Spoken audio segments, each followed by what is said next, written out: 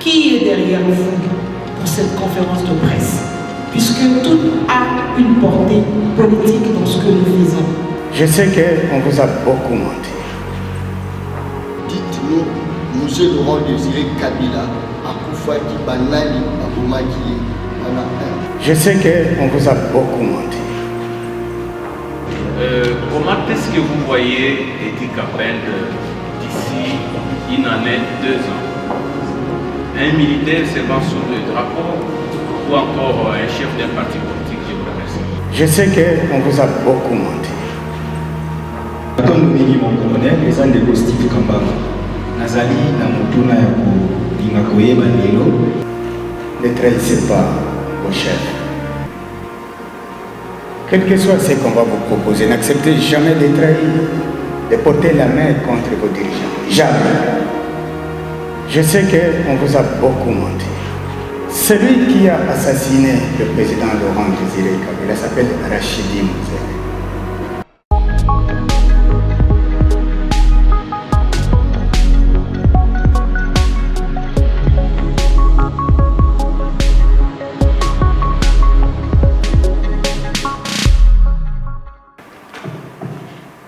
Bonjour mes amis. J'espère que le micro passe très bien.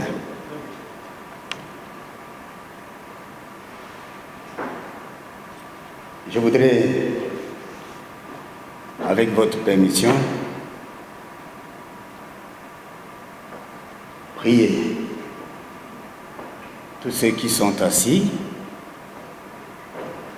de se mettre debout pour observer une petite minute de silence en mémoire du président Laurent Désiré Kabila, le soldat du peuple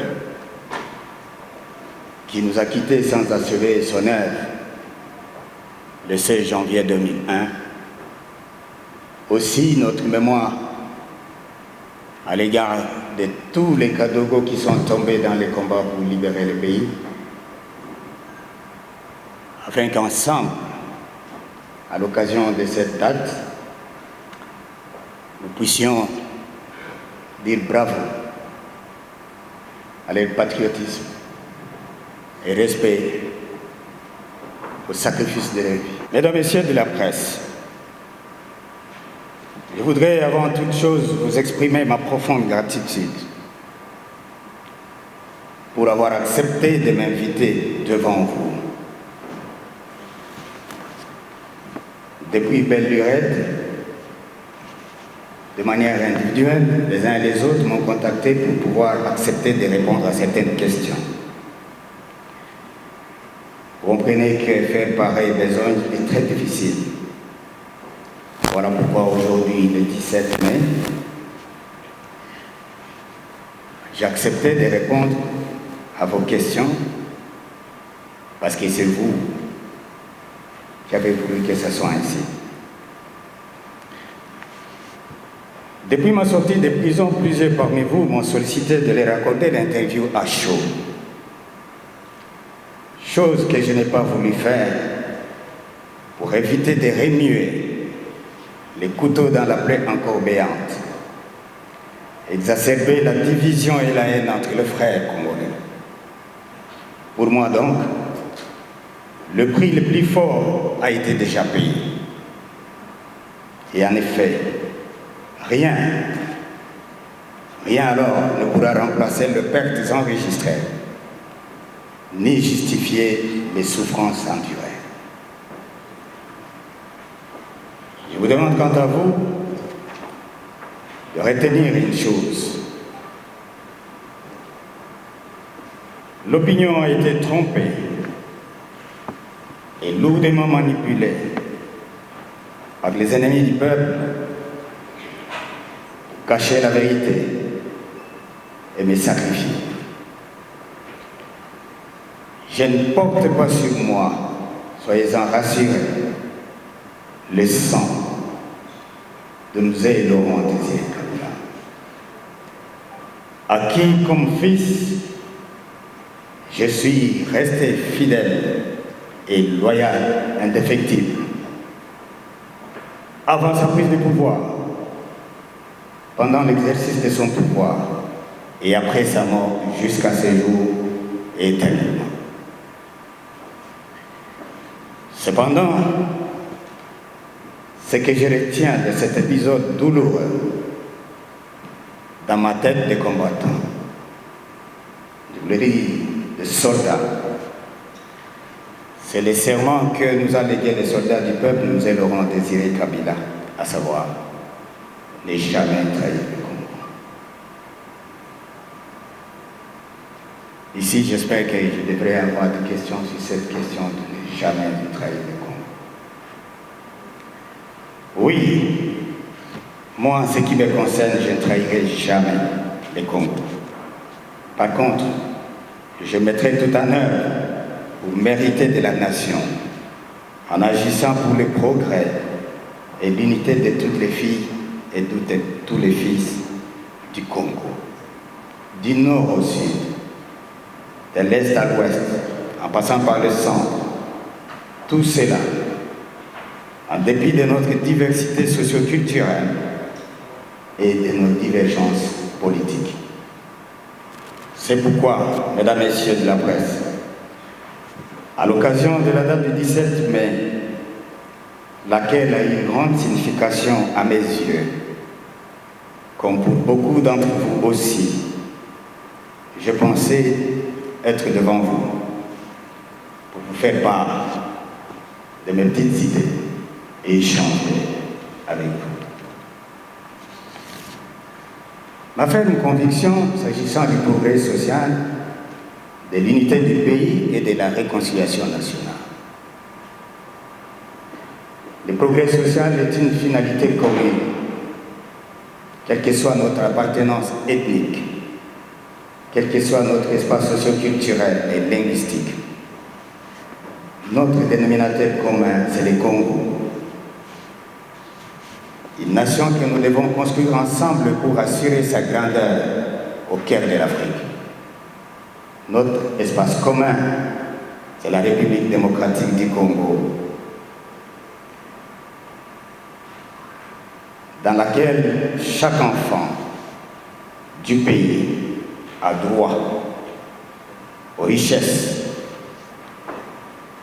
qu'elles se trouvent à l'est ou au sud, au nord ou à l'ouest, au centre.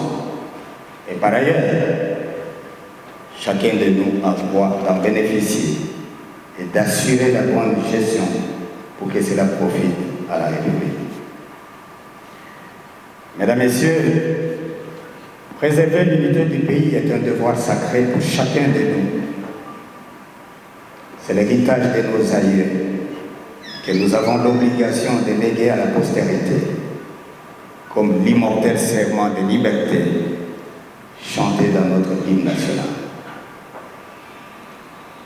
Je sais que certains de nos frères voudraient une unité à géométrie variable, selon les espaces socio-culturels et linguistiques.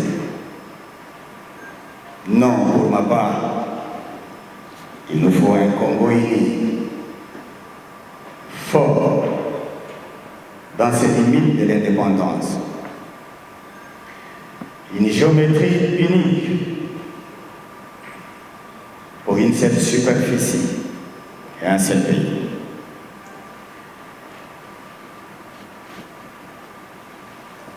La République démocratique du Congo, dont nous ne céderons jamais aucun centimètre carré, ni d'être détachés aucun espace socio-culturel et linguistique. C'est de cette unité-là qui m'intéresse, à laquelle je vous invite à réfléchir et pour laquelle le devoir nous incombe tous de lutter pour l'instaurer. Mais agir autrement, avec des géométries singulières,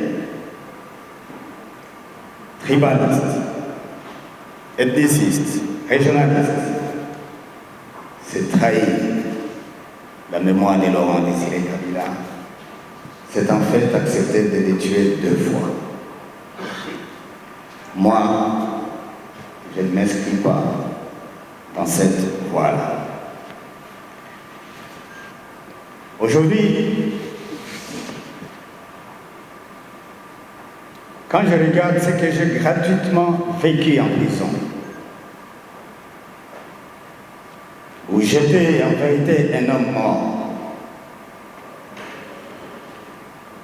j'ai survécu grâce à Dieu, qui a touché le cœur d'un fils de ce pays, pour me sortir de la mort et m'accorder la liberté. Mesdames et messieurs, il faut être Eddy Capin pour sentir ce que j'ai senti, pour vivre ce que j'ai vécu, et pour aujourd'hui prendre une décision libre et consentie à choisir les camps de la liberté et de la justice. Ce camp qui vous permet aujourd'hui d'être en face d'un ancien prisonnier, sans que les entraves ne vous soient placées. Je disais, grâce à Dieu, j'ai survécu des choses horribles.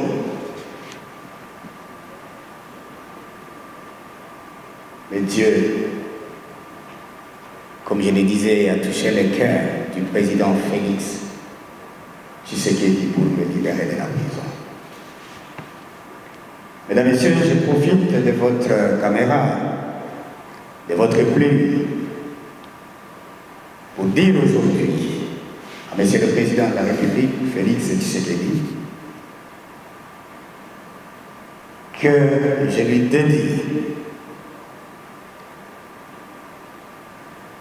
le service, le sacrifice du reste de ma vie par une loyauté indéfectible.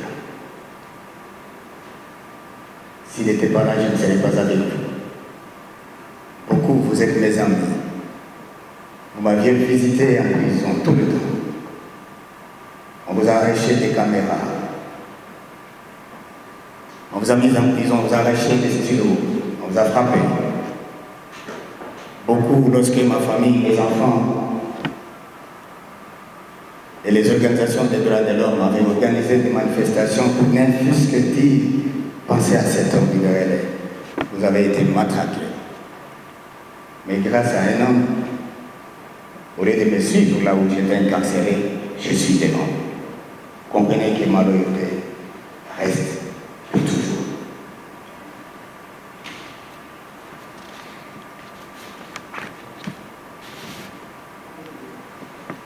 Je voudrais aussi, à cette occasion, dire que le chef de l'État, Félix Antoine Tshisekedi, il est le chef de l'État, le président de la République.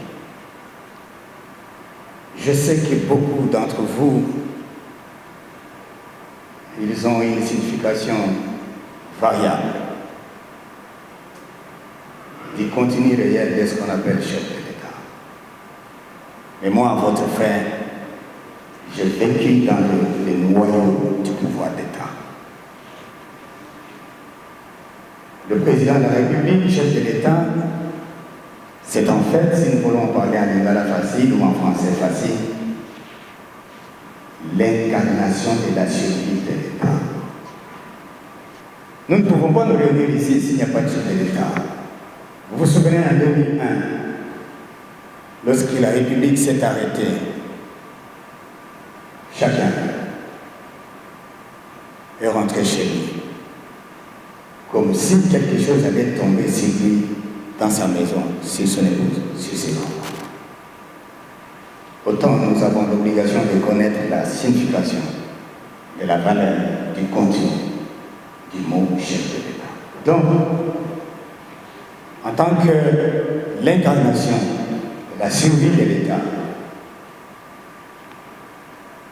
la République démocratique du Congo s'appelle un État, parce qu'il y a un chef qu'on appelle chef de l'État.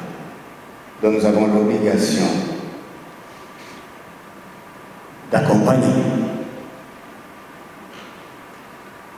de soutenir, d'aider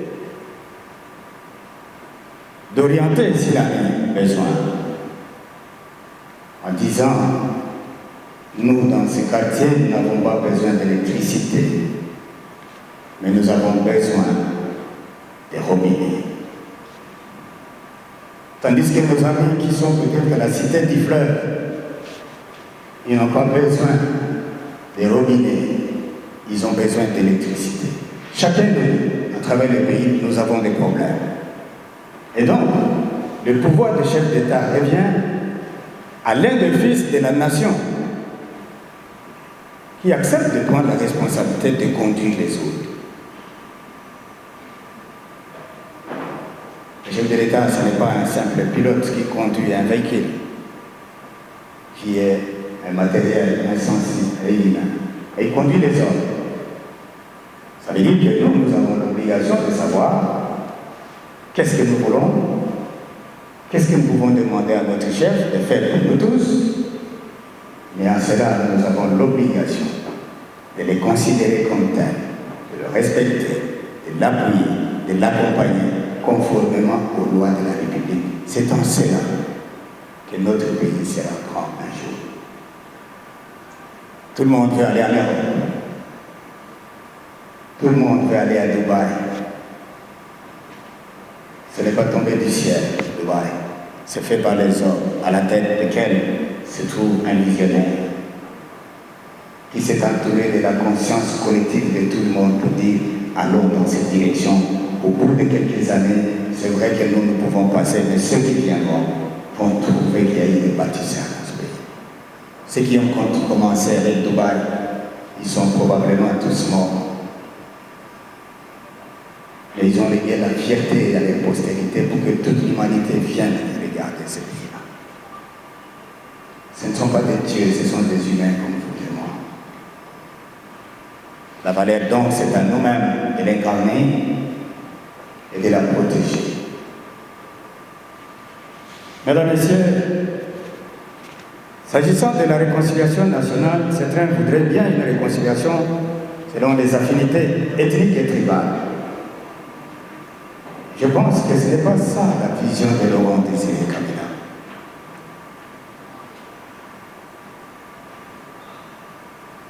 Nous sommes une nation. Nous devons réfléchir nation. Nous sommes un peuple, nous devons réfléchir peuple.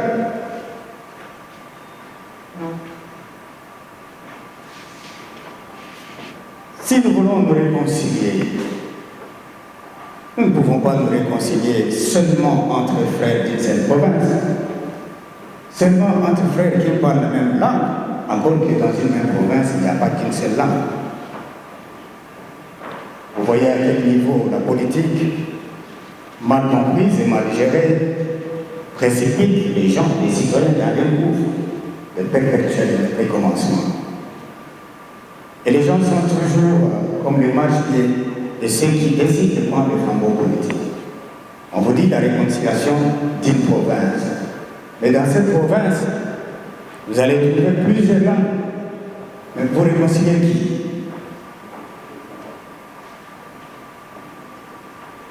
J'aurais pensé qu'il y ait la réconciliation entre plusieurs régions, plusieurs provinces.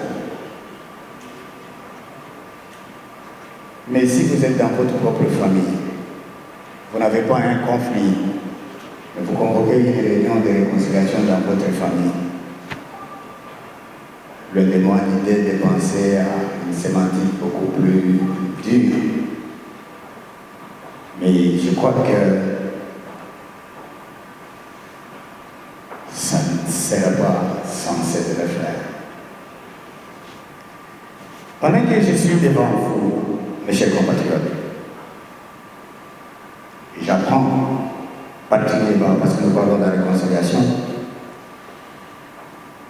qu'au Katanga, mon ancienne province, il se tient sur convocation d'un évêque métropolitain un forum de réconciliation entre le Katangais. Mesdames et messieurs de la presse, je suis certain que je suis en face des intellectuels. Mais en même temps, je vais préciser que l'intellectuel, ce n'est pas le français, ce n'est pas la langue, c'est le savoir. Et on a le savoir sur l'accumulation de connaissances. Et donc, je suis certain que je suis devant cette catégorie de personnes. Hier, la province du Katanga s'appelait Katanga. Curieusement, aujourd'hui, j'apprends qu'on appelle Grand Katanga. Moi, je n'y comprends rien. Peut-être vous, quand vous poserez vos questions, quelqu'un peut avoir une autre sémantique. Pourtant, la logique simple serait que ce qui était grand quand c'était mielé, ça devient petit. Les gens sérieux devaient s'interdire de raisonner comme ça. Lorsque vous avez une unité comme cet éléphant, vous le prenez, vous le brisez, et vous le prenez des morceaux, vous dites que vous avez un grand éléphant. Je ne partage pas ça. Parce que ce n'est pas normal que cela soit conçu par les gens qui ont la tête de cerveau, et surtout l'intérêt de la République. Aussi, ce qui me rend malade sur cette question spécifique, c'est que le 17 mai 1997, moi, je suis arrivé à 4h du matin, tout le temps, samedi. Aujourd'hui, que Laurent Désiré Kabila, fils du Katanga, a bravé toutes les difficultés pour libérer ce pays et prendre le pouvoir, ce jour est solennel. Il se trouve dans la mémoire des citoyens congolais de toutes les provinces. Ce jour est décrété chômé en mémoire de cette révolution. Ce jour est décrété payé. Mais c'est aujourd'hui, ces jours-là, que les Katangais, entre parenthèses, décident de se réunir pour se réconcilier. Alors que tous les Congolais sont en train de fêter la libération de Laurent Désiré Kabila, fils du Katanga, a donné à la République. Moi, je ne comprends rien. Les gens auraient réfléchi sur les calendriers, même si que par respect de la mémoire de cet homme, que toute la République, c'est aujourd'hui. Ils ont choisi ce jour. C'est probable qu'ils aient choisi une symbolique qui explique tout. Si le jour d'une messe de requiem de votre frère, de votre parent, de votre épouse, de votre enfant, quelqu'un de votre famille va dans un bar au lieu de vous accompagner à l'église, sachez qu'il n'est pas le vôtre. Le Katanga, comme toutes les provinces, Laurent Désiré Kabila de ses 11 provinces, il y a eu des gens qui ont décidé, pour les Katanga comme pour tout ailleurs, de dire vous n'avez pas le droit d'être Katangais. Je ne parle que du Katanga, je vais parler de ce point. Vous n'avez pas le droit d'être les Bakongo de Bandou. Vous n'avez pas le droit d'être des gens de l'Équateur. Vous n'avez pas le droit d'être des gens de l'Oriental. Vous n'avez pas le droit d'être des gens du Kassai. Parce qu'en vérité, pour les raisons, vous êtes différents. Par conséquent, on doit vous séparer pour que les uns et les autres restent chez eux. Chacun est parti chez lui. Mais aujourd'hui, peut-être que vous allez me dire quelle est la raison. Les gens estiment que non, mais je continue à être Katangais, même si je suis devenu Luanabé. Qu'est-ce que cela veut dire? l'identité est liée à la juridiction. Vous ne pouvez pas être au Congo si vous n'avez pas une juridiction qu'on appelle Congo central ou ex-Babylone.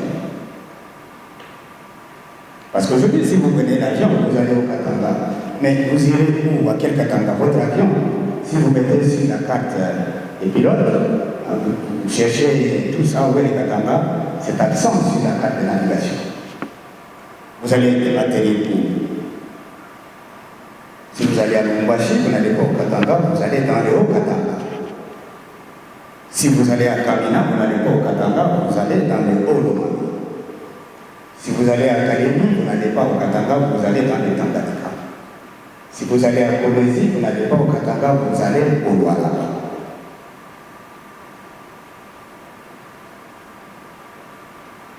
Oui, certaines personnes peuvent dire, oui, mais les Congo, nous sommes chacun chez nous, mais nous ne cessons pas d'être Congolais. La réponse éventuelle serait que oui, heureusement pour moi, malheureusement pour vous qui posez cette question, c'est que le Congo est une juridiction. On sait où commence le Congo, frontière avec qui, à gauche, à droite, au milieu, et tout ça. Le Congo est défini là. Mais si vous allez aujourd'hui vous dites, pour moi je vais au Katanga, la juridiction se pose où? Demain, vous serez aux élections. Je ne connais pas très bien la loi au niveau des élections qui vont se tenir prochainement. Je ne crois pas qu'il y aura des urnes quelque part où on a écrit candidat du Katanga. Vous venez vous jeter des billets là-bas et on va vous proclamer député du Katanga. Je ne crois pas. C'est un mensonge. Pour être député, vous devez poser au là-bas, parce que ce sont ces gens-là qui vont voter. Vous devez poser la candidature ici à Tchangou, parce que c'est une juridiction. C'est une entité. Et donc, une réconciliation pareille, c'est une réconciliation à géométrie variable. Moi, je me souviens, quand j'étais à l'université, je n'avais jamais payé un seul franc pour mes études. Par contre, c'est l'État qui payait tout, même des stylos, jusqu'au syllabus. Et à la fin de chaque mois, chaque le 31 juillet, on me payait la bourse d'études. Parce qu'on prenait les vacances le 31 juillet et on nous donnait 3 mois. Juillet, donc septembre, août et octobre. On rentrait en octobre. Mais les Katanga, pour ceux qui connaissent l'histoire du Katanga à l'époque, c'était la fierté de la République.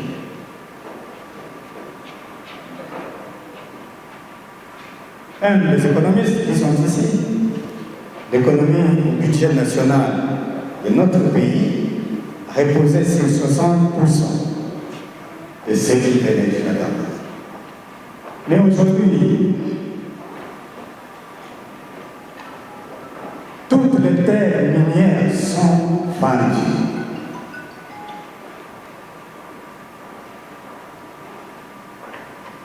Toutes les sociétés qui engageaient les gens ont disparu. Pas seulement disparu, mais vous savez, au Katanga, les mines sont partout. Moi, je suis de la passion de Kolwezi. J'ai une maison dans la ville de Kolwezi que j'avais achetée à l'époque. Dans la pleine ville, pour ceux qui connaissent Kolwezi, il y a un hôpital méthodiste. Là, quelque part, il y a la grande chapelle de l'église méthodiste au centre.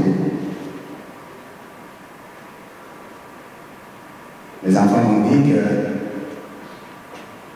doivent vendre cette maison parce que les investisseurs étrangers ont acheté toute la superficie de la Gécamine et que la ville de Kolwezi se trouve dans les concessions, ils vont devoir lancer des bulldozers pour détruire tout ça. Ça veut dire qu'aujourd'hui, ce n'est plus chez moi. Ça appartient à celui qui a acheté le territoire minier. ce qui est dit d'écologie, ça se dit des Calémie, ça se dit des Kamina, parce que le Katanga est riche partout, comme l'ensemble de notre pays.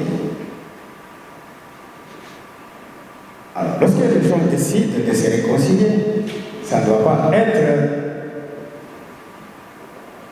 juste une occasion pour que les 2 personnes ou les 3 personnes qui ne s'entendent pas à cause des choix politiques. Et entre nous, j'espère que quelqu'un posera la question sur les partis politiques. Si vous êtes dans un parti politique et vous avez choisi vous-même, votre propre frère a choisi un autre parti politique, est-ce que vous devenez en conflit, vous devenez des ennemis? Est-ce qu'il faut quelqu'un qui doit vous réconcilier? D'abord, il va vous réconcilier comment? Vous êtes socialiste. L'autre, je ne sais pas moi, il est libéral. On va vous réconcilier comment? Mais lorsqu'on lance des demandes pareilles, ça devient de l'opium, c'est comme la drogue. Tout le monde dit oui, allons-y. Mais en vérité, vous êtes en train de parler des choses sans continu. Parce que s'il y a des leaders katangais aujourd'hui qui sont en réconciliation, regardez, le chef de l'État, Félix, a son directeur de cabinet, la chefferie de son articulation stratégique, Katanga. Lui, il est au four et au moulin. Il dit, je suis président de la République. Mais les responsabilités de l'État, je donne à un Katangais, Premier ministre.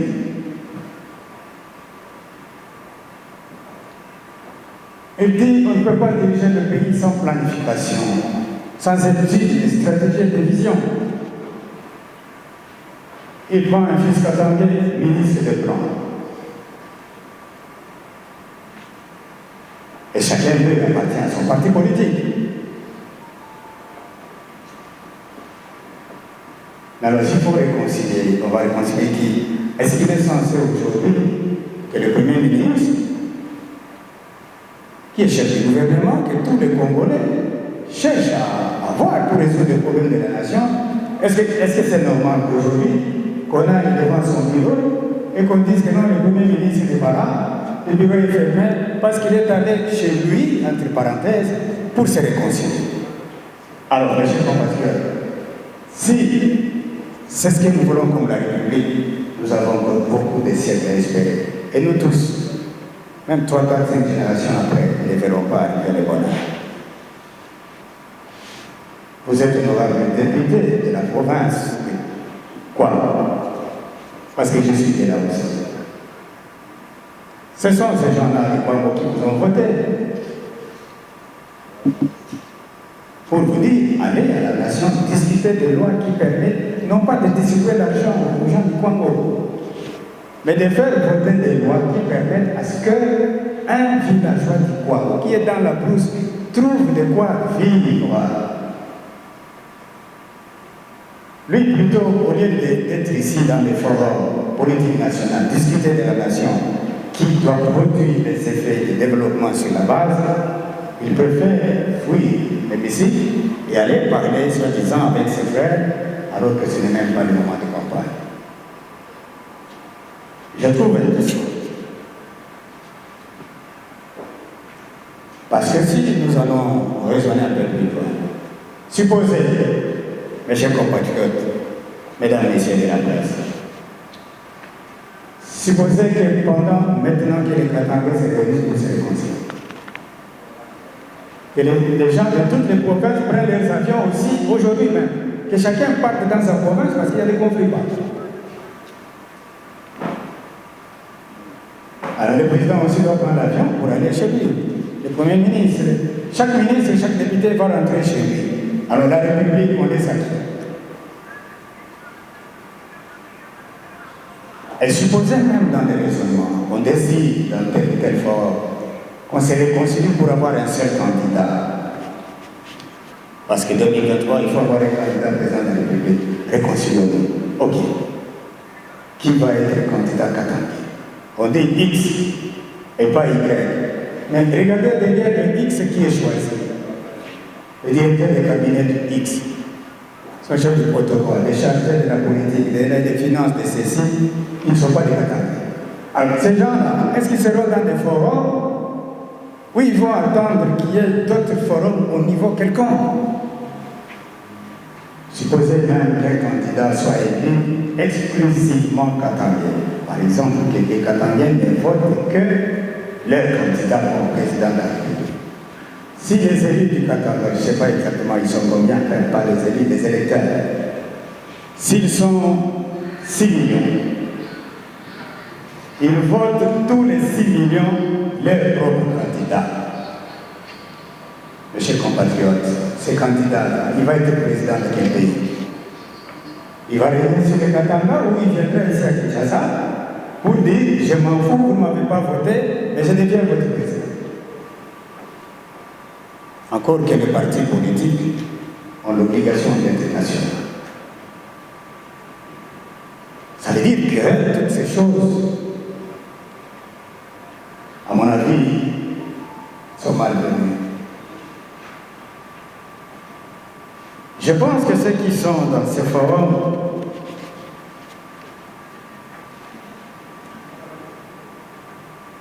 doivent être conscients. Est-ce qu'on mentira une fois à la population, mais un jour il adviendra qu'on ne saura pas mentir toute la population. S'il y a conflit entre les individus, si la justice ne sait pas les réconcilier, il n'y a que le pardon de chacun qui est des réconciliateurs naturels. Moi, je n'ai pas besoin de me réconcilier avec quelqu'un. J'ai seulement besoin que je pardonne des gens, même ceux qui me demandent pardon.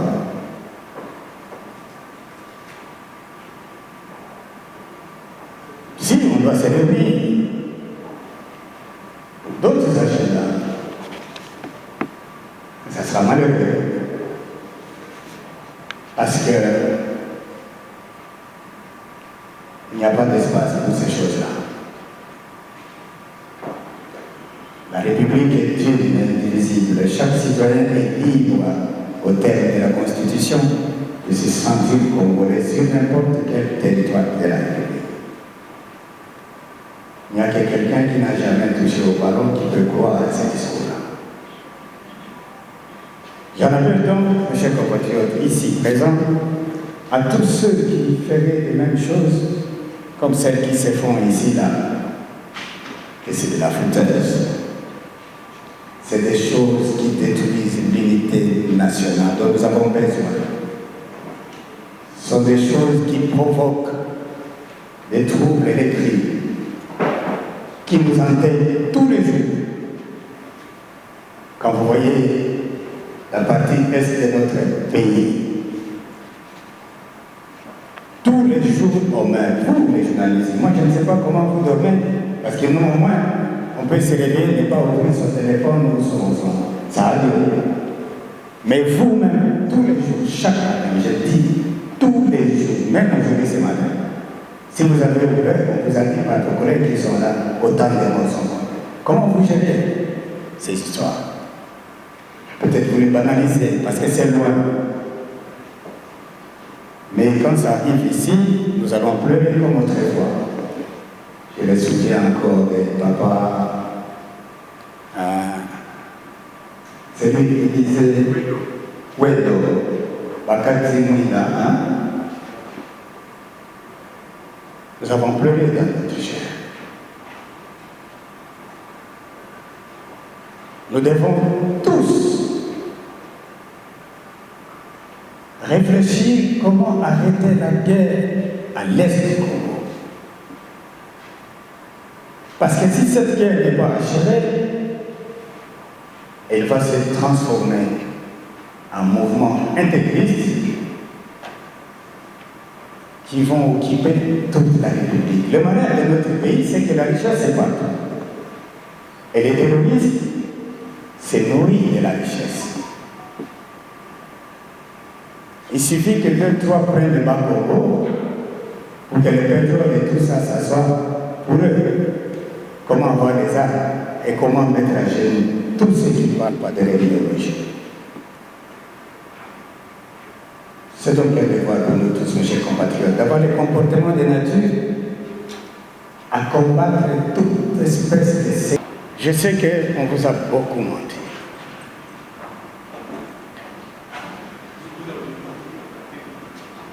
Celui qui a assassiné le président Laurent Désiré Kabila s'appelle Rachidi Mouzé.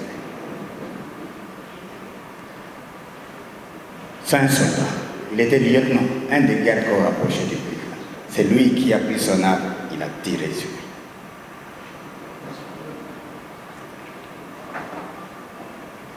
Ce n'est pas aidé.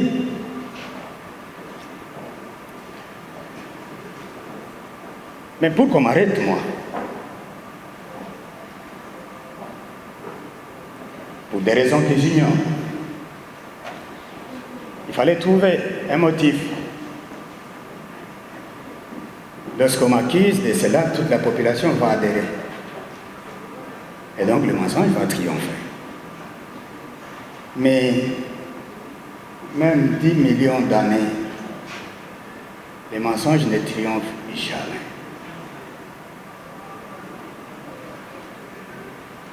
Lorsque je suis sorti de la prison, il y a des gens qui m'ont posé toutes ces questions. Est-ce qu'on peut faire? On peut faire, tu peux aller. J'ai posé la question, je vais rentrer au palais de Mal pour voir ce que j'avais vu ce jour-là. Vous avez la Mais j'ai posé la question, qui explique les événements là-bas? On m'a dit, ah, tel citoyen, tout ça. J'ai dit, dans ces conditions, je ne parle pas.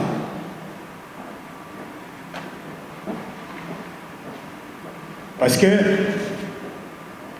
ici, cette porte-là est fermée, je vois les soldats. Vous êtes ici, vous voyez comment je suis, moi aussi je vous vois. Si je tombe maintenant, je meurs. Vous sortez tous, vous prenez mon corps, vous allez jeter là où vous pouvez le faire. Mais qu'on puisse poser la question à ceux qui sont ici pour dire, venez à l'hôtel, dites-nous comment Edy est tombé. S'il n'y a rien à cacher, on va demander même à mon ami Gombo de dire, explique-nous, parce que c'est lui qui est là, il parle, il me voit.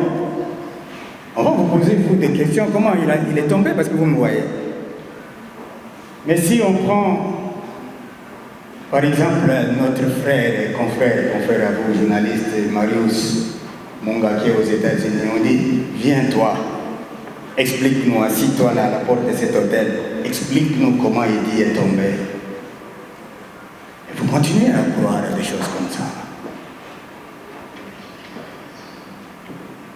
Non pas que ces mensonges étaient préjudiciables contre moi, mais il a été pour vous tous aussi. Parce que continuer à accepter les mensonges contre vous-même, c'est que c'est vous-même qui en souffrez. Voilà, jusqu'aujourd'hui, 20 ans durant, dans un pays indépendant comme la République démocratique du Congo, vous n'avez pas, apparemment, la vérité sur la mort de votre chef. Ça veut dire quoi?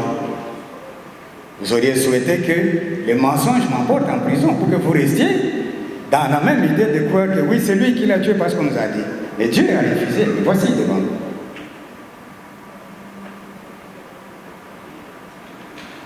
Mais que faut-il dire davantage sur cette question? Vous êtes mort. Il a été tué par ceux qui n'aimaient pas la République. Malheureusement, ces gens sont passés par la main d'un fils du Congo qui s'appelle Rachid.